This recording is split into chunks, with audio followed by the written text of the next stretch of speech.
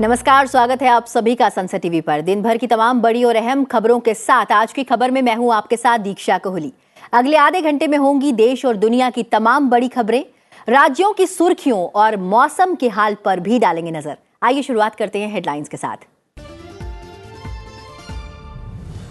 BJP राष्ट्रीय कार्यकारिणी की बैठक में पार्टी अध्यक्ष का संबोधन। 2023 में 9 राज्य विधानसभा चुनाव जीतने के लिए जुटने का आह्वान। बैठक से पहले दिल्ली में प्रधानमंत्री का रोड शो।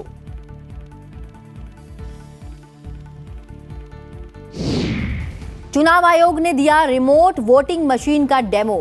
प्रवासी मतदाता को मिलेगी वोटिंग की सुविधा। 8 राष्ट्रीय और 57 क्षेत्रीय पार्टियों ने समझी प्रक्रिया।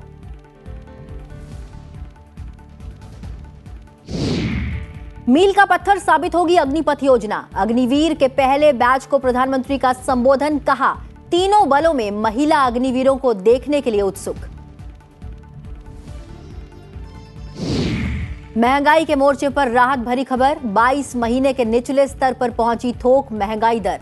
दिसंबर में घटकर 4.95% पर। नेपाल में दुर्घटनाग्रस्त विमान का पोखरा से मिला ब्लैक बॉक्स। लापता 4 लोगों का पता लगाने के लिए बचाव और तलाशी अभियान तेज। 68 लोगों की मौत की पुष्टि।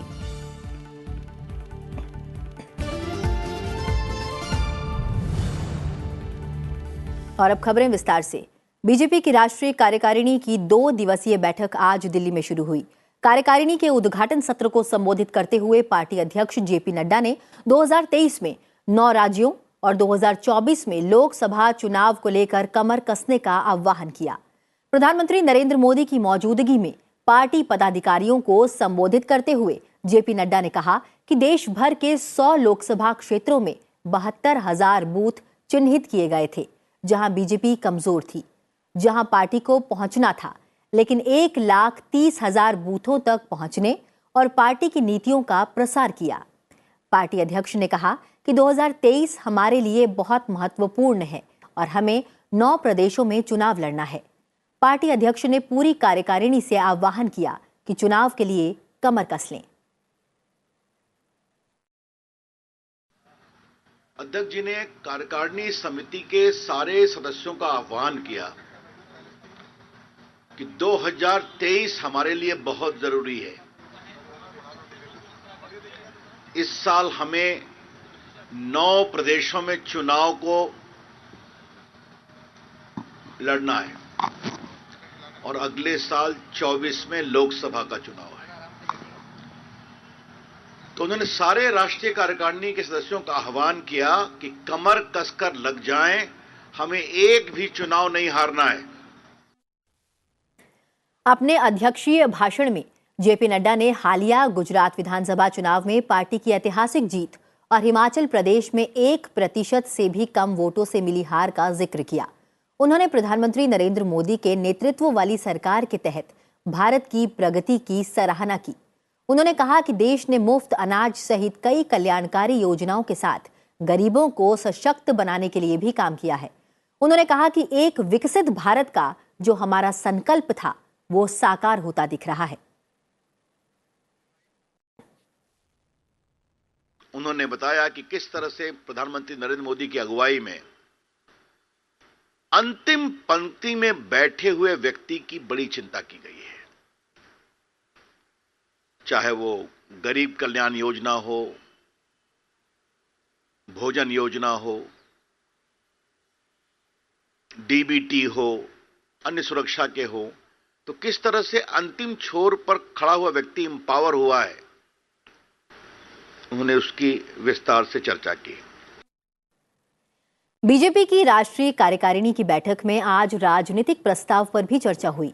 बीजेपी नेता किरण रिजिजू ने इसका प्रस्ताव रखा। इसमें प्रधानमंत्री के खिलाफ विपक्ष के आरोपों को नकारा गया और प्रधानमंत्री को देश के हित में काम करने वाला नेता बताया गया। ऑपोजिशन का कंप्लीट ये नेगेटिव कैंपेन को बार बार कोर्ट के द्वारा ऐसे जजमेंट के द्वारा उनको नकारते आए। ऑपोजिशन का नेगेटिव कैंपेन के ऊपर टीका टिप्पणी कोर्ट के द्वारा होते आए। क्रशिंग लीगल रिस्पॉन्स के द्वारा ऑपोजिशन को आज बेनकाब कर दिया, एक्सपोज कर दिया। वो 9 मुद्दे मैं सिर्फ आपको कोट कर रही हूं, जहां नेगेटिव प्रधानमंत्री जी के खिलाफ व्यक्तिगत अब्यूसिव लैंग्वेज के द्वारा नेगेटिव कैंपेन जो ऑपोजिशन बुनियाद आरोप लगाकर चला, उन सब में हर एक में कोर्ट के, सुप्रीम कोर्ट के द्वारा नकारते हुए ऑपोजिशन के टीका टिप्पणी हुआ है। बीजेपी राष्ट्रीय कार्यकारिणी की बैठक से पहले प्रधानमंत्री नरेंद्र मोदी ने संसद मार्ग स्थित पटेल चौक से लेकर नई दिल्ली नगरपालिका परिषद के कन्वेंशन सेंटर तक रोड शो किया। बीजेपी की 2 दिवसीय राष्ट्रीय कार्यकारिणी की बैठक एनडीएमसी कन्वेंशन सेंटर में हुई। करीब 1 किलोमीटर तक के इस रोड शो के दौरान बड़ी संख्या में पार्टी कार्यकर्ता सड़क के दोनों ओर मौजूद थे। सड़क पर जगह जगह बीजेपी के झंडे, पोस्टर और बैनर लगाए गए थे। कई स्थानों पर प्रधानमंत्री और पार्टी अध्यक्ष नड्डा के कटआउट भी लगे थे। सड़क के दोनों ओर अलग अलग मंच बने हुए थे, जिन पर कलाकार भारतीय संस्कृति की झलक दिखाते हुए नृत्य और सांस्कृतिक कार्यक्रम प्रस्तुत कर रहे थे। कुछ स्थानों पर ढोल और नगाड़ों के साथ प्रधानमंत्री का स्वागत किया गया। लोगों ने फूल भी बरसाए। कार्यकारिणी स्थल पहुंचने पर पार्टी अध्यक्ष जेपी नड्डा सहित पार्टी के वरिष्ठ नेताओं ने प्रधानमंत्री का स्वागत किया। प्रधानमंत्री नरेंद्र मोदी ने कहा है कि अग्निपथ योजना मील का पत्थर साबित होगी और यह सशस्त्र बलों को मजबूत करने तथा भविष्य में आने वाली चुनौतियों के लिए उन्हें तैयार करने में एक गेम चेंजर साबित होगी। प्रधानमंत्री ने तीनों सेनाओं में भर्ती की अल्पकालिक योजना अग्निपथ के पहले बैच के अग्निवीरों से वीडियो कॉन्फ्रेंसिंग के माध्यम से संवाद के दौरान ये बातचीत कही। अग्निवीरों की क्षमता की सराहना करते हुए प्रधानमंत्री ने कहा कि उनकी भावना सशस्त्र बलों की बहादुरी को दर्शाती है, जिसने हमेशा राष्ट्र के झंडे को ऊंचा रखा है। प्रधानमंत्री ने कहा कि नया भारत नए जोश से भरा हुआ है और सशस्त्र बलों के आधुनिकीकरण के साथ साथ उन्हें आत्मनिर्भर बनाने के प्रयास चल रहे हैं। 21वीं सदी में युद्ध लड़ने के बदले तरीकों का उल्लेख करते हुए प्रधानमंत्री ने इस संवाद के दौरान संपर्क रहित युद्ध के नए मोर्चों और साइबर युद्ध की चुनौतियों पर भी चर्चा की। रिमोट मतदान मशीन पर चर्चा और उसकी संचालन प्रणाली के लिए निर्वाचन आयोग की तरफ से दिल्ली में बुलाई गई सर्वदलीय बैठक में कई दलों के प्रतिनिधि शामिल हुए।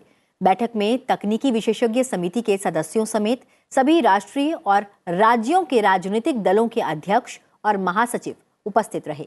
निर्वाचन आयोग ने कहा कि सार्वजनिक क्षेत्र के उपक्रम इलेक्ट्रॉनिक्स कॉरपोरेशन ऑफ इंडिया द्वारा विकसित आरवीएम किसी भी तरह से इंटरनेट से नहीं जुड़ी होगी। निर्वाचन आयोग की इस इलेक्ट्रॉनिक मतदान मशीन का उपयोग करते हुए प्रवासी मतदान देश में अलग अलग स्थानों से वोट दे सकते हैं। मशीन का ईवीएम जैसा ही सुरक्षा तंत्र मौजूद है। इस नई मशीन का उपयोग करके एक ही रिमोट मतदान केंद्र से 72 निर्वाचन क्षेत्रों में वोट डाले जा सकेंगे। यह व्यवस्था लागू होती है तो प्रवासियों के लिए एक बड़ा सामाजिक परिवर्तन हो सकता है।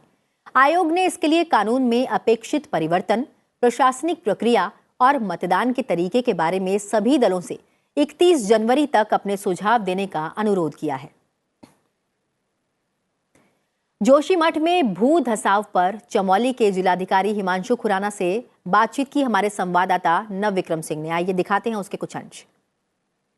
जोशीमठ की स्थिति पर बात करने के लिए हमारे साथ हैं चमोली के डीएम। सर, स्वागत है आपका संसद टीवी में। पहला सवाल आपसे पूछना चाहूँगा, अगर आज की स्थिति की हम बात करें तो आप कैसे देखते हैं कि अब प्रशासन की ओर से जो लगातार कदम उठाए जा रहे हैं लोगों के राहत और बचाव के लिए, क्या वो पर्याप्त आपको लग रहे हैं या और बेहतर कदम उठाने की ज़रूरत है? तो हमने बेसिकली उन एरियाज़ को 2 पार्ट्स में डिवाइड किया और एक तो कोर जोन है जहाँ पर जो स्ट्रक्चर्स हैं वो अनसेफ हो गए हैं, रहने लायक नहीं बचे हैं, और उनके जस्ट विसिनिटी में ऐसे स्ट्रक्चर्स हैं जो अभी तो ठीक हैं, लेकिन अगर कोई मेजर स्लाइड आता है या फिर अगर ये जो दरारों की स्थिति है ये बढ़ती है तो उन स्ट्रक्चर्स में भी इम्पैक्ट पड़ेगा। तो हमारा इमीडिएट फोकस यही था कि हम इन सभी भवनों से लोगों को इवैक्यूएट करें और लोगों को जो सेफ लोकेशंस हैं तो उन सेफ लोकेशंस को भी हमने ये कोशिश करी कि जो उनके नियर बाय ही कोई होटल, धर्मशाला या गुरुद्वारे हैं वहीं पर करें।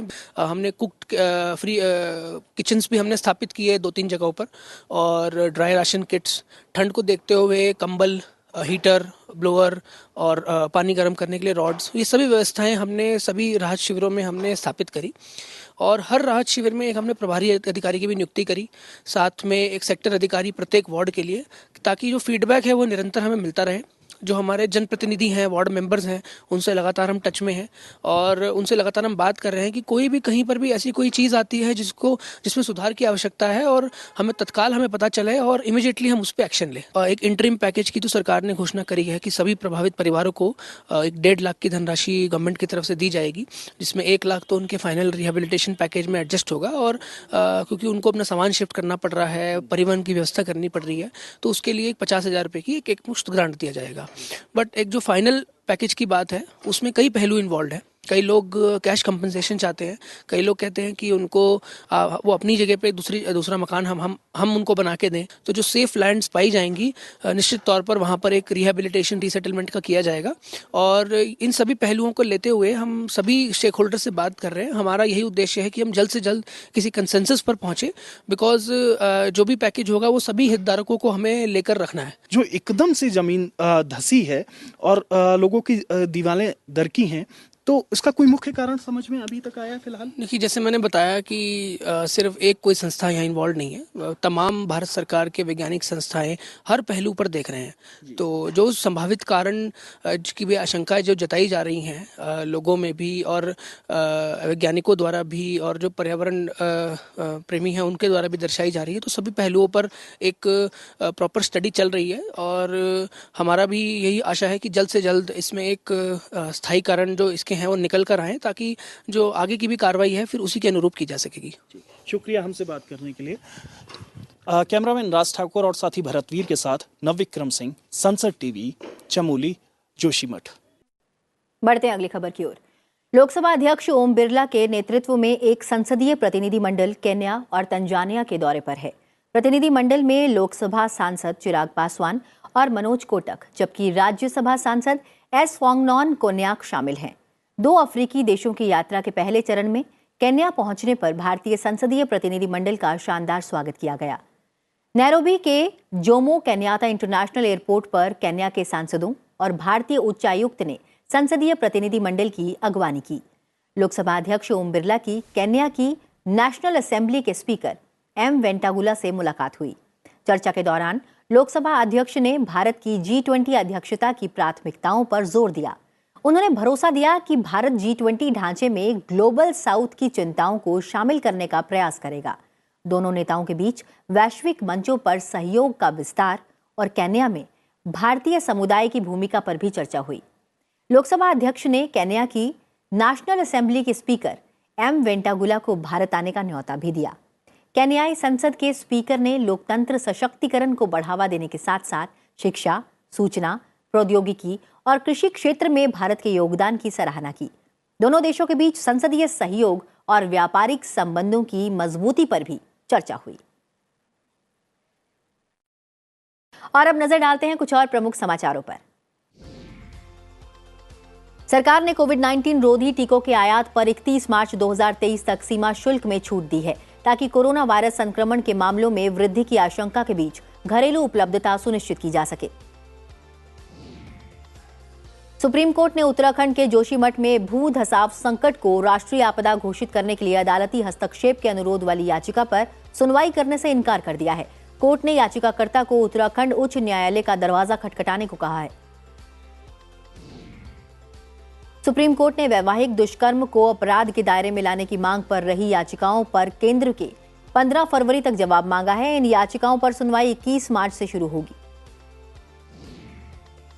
सार्वजनिक क्षेत्र के NHAI ने कहा है कि उसके पास दोषपूर्ण फास्टैग और राजमार्ग टोल प्लाजा पर फास्टैग के काम नहीं करने की स्थिति में वाहन चालकों से वसूले हुए जुर्माने के बारे में कोई जानकारी उपलब्ध नहीं है। जम्मू कश्मीर के रामबन जिले में भूस्खलन होने के कारण जम्मू कश्मीर श्रीनगर राष्ट्रीय राजमार्ग को यातायात के लिए बंद कर दिया गया है, जिसकी वजह से सैकड़ों वाहन फंस गए हैं। भारत में 1% सबसे अमीर लोगों के पास अब देश की कुल संपत्ति का 40% से अधिक हिस्सा है। विश्व आर्थिक मंच की वार्षिक बैठक के पहले दिन वार्षिक असमानता रिपोर्ट में अधिकार समूह ऑक्सफैम इंटरनेशनल ने बताया कि भारत में नीचे से 50% आबादी के पास कुल संपत्ति का सिर्फ 3% हिस्सा ही है। यूक्रेन के दक्षिण पूर्वी शहर निप्रो की एक रिहायशी इमारत पर रूस के मिसाइल हमले में जान गंवाने वाले लोगों की संख्या बढ़कर 37 हो गई है।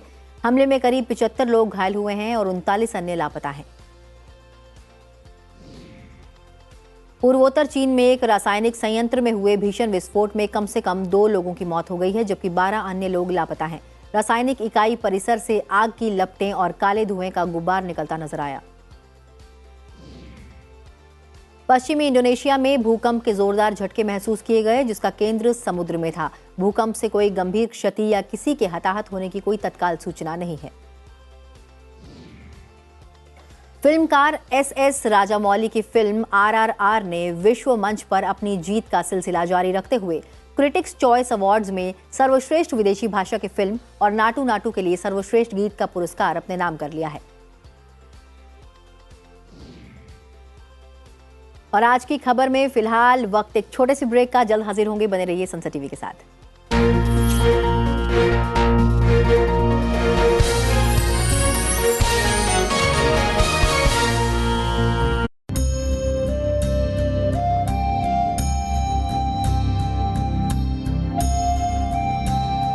India became free 75 years ago.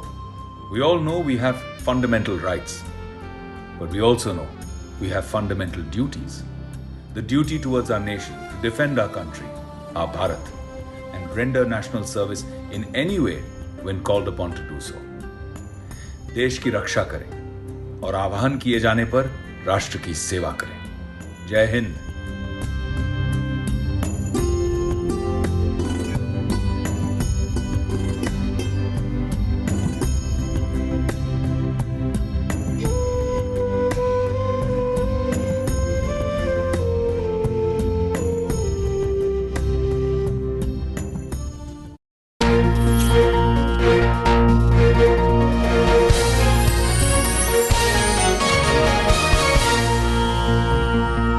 Break के बाद स्वागत है आप सभी का। आप देख रहे हैं आज की खबर। बढ़ते हैं आगे और अब नजर डालते हैं राज्यों से जुड़ी हुई खबरों पर।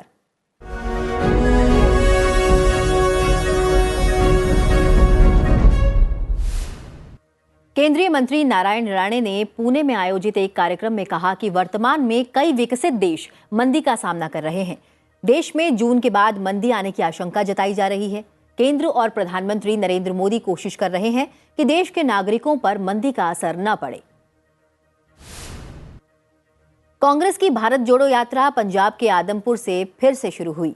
कड़ाके की ठंड के बावजूद सैकड़ों लोगों ने राहुल गांधी के साथ पदयात्रा की। राजस्थान राजभवन में नवनिर्मित संविधान उद्यान को आम लोग भी देख सकेंगे। राज्यपाल कलराज मिश्र ने संविधान उद्यान के भ्रमण के लिए ऑनलाइन बुकिंग प्रणाली का लोकार्पण किया। राजस्थान सरकार का 2 दिवसीय चिंतन शिविर जयपुर में हो रहा है, जिसमें सरकार के विभिन्न विभागों के कामकाज की समीक्षा की जाएगी। इस शिविर की शुरुआत मुख्यमंत्री अशोक गहलोत की अध्यक्षता में मंत्रिपरिषद की बैठक के साथ हुई। हिमाचल प्रदेश के मुख्यमंत्री सुखविंदर सिंह सुक्खू ने केंद्र सरकार के राज्य के लिए आपदा निधि बढ़ाने का अनुरोध किया है, क्योंकि यह प्रदेश दुर्गम स्थलाकृति और जलवायु स्थितियों के कारण विभिन्न प्रकार की प्राकृतिक आपदाओं के लिहाज से कमजोर है। दिल्ली सरकार के कामकाज में उपराज्यपाल वीके सक्सेना के कथित हस्तक्षेप के खिलाफ सत्तारूढ़ आम आदमी पार्टी के विधायकों के विरोध के बीच दिल्ली विधानसभा की कार्यवाही को आज दिन भर के लिए स्थगित कर दिया गया। मध्य प्रदेश के मुख्यमंत्री शिवराज सिंह चौहान 2 दिवसीय थिंक 20 बैठक में शामिल हुए। उन्होंने कहा कि सरकार ने अंकुर पोर्टल बनाया है, जिस पर लोग अपने या अपने परिजनों के जन्मदिन पर पेड़ लगाते हैं। इस कार्यक्रम का थीम 1 अर्थ 1 फैमिली 1 फ्यूचर है। पाकिस्तान से कुल 44 सिख प्रतिनिधि अटारी बागा सीमा के रास्ते दिल्ली और अमृतसर में गुरुद्वारों के दर्शन करने के लिए भारत पहुंचे।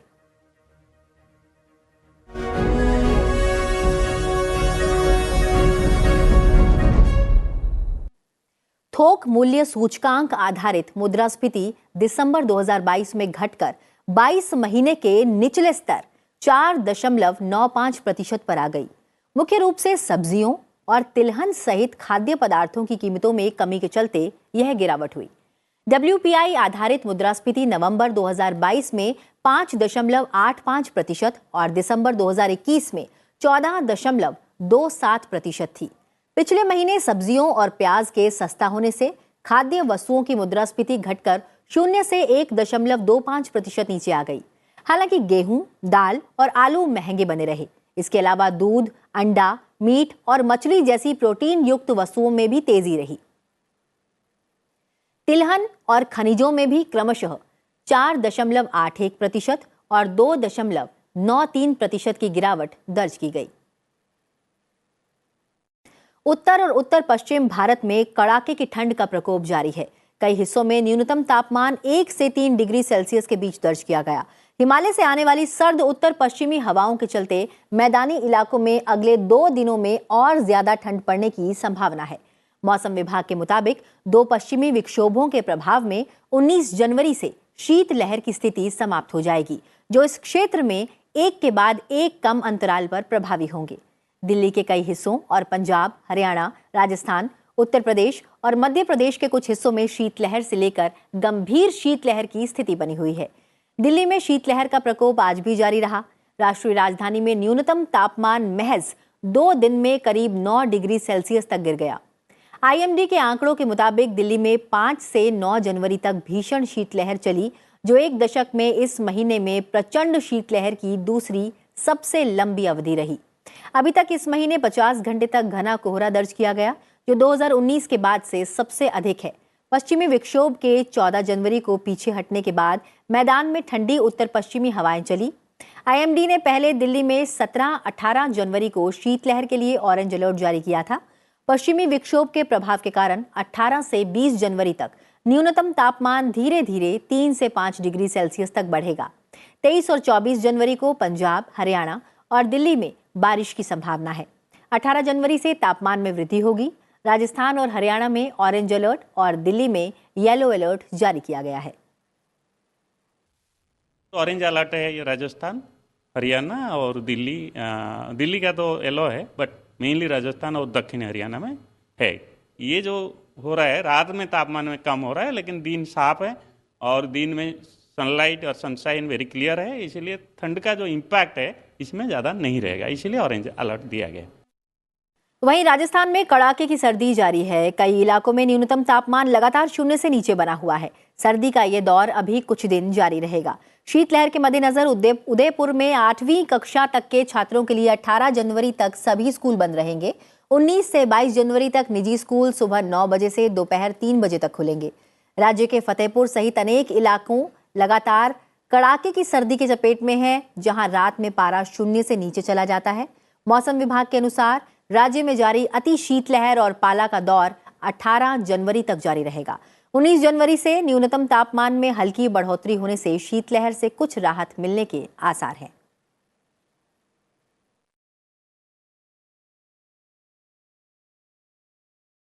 और अब खबरें अंतर्राष्ट्रीय जगत से।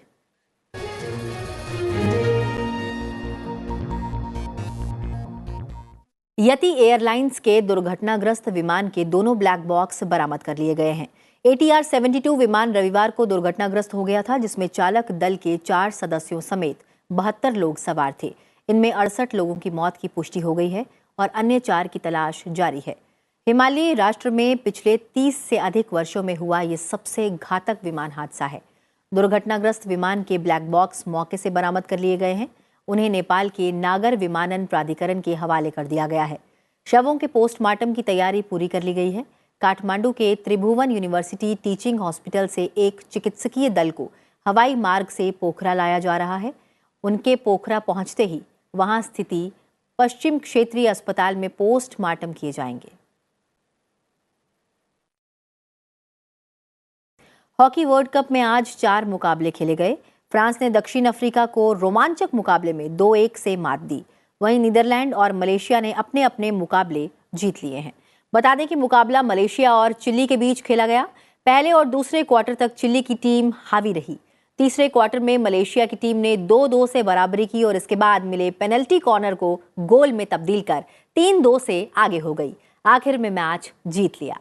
वहीं नीदरलैंड ने न्यूजीलैंड को 4-0 से हरा दिया। दूसरे मिनट में ही एक गोल की बढ़त लेने के बाद नीदरलैंड ने न्यूजीलैंड को कोई मौका नहीं दिया। पूरे खेल के दौरान नीदरलैंड के खिलाड़ी अपनी विपक्षी पर हावी रहे, एक के बाद एक गोल दागते रहे। भगवान बुद्ध की पावन ज्ञान भूमि बोधगया स्थित भूटान बौद्ध मोनेस्ट्री में 3 दिनों तक चलने वाला विशेष फेस्टिवल आज से शुरू हो गया है। इसमें भूटान से आए कलाकारों ने पारंपरिक नृत्य और संगीत की शानदार प्रस्तुति दी। चलते चलते आपको छोड़े जाते हैं इन्हीं की तस्वीरों के साथ। फिलहाल मुझे दीजिए इजाजत। अपना ख्याल रखिए और देखते रहिए सनसद टीवी। नमस्कार।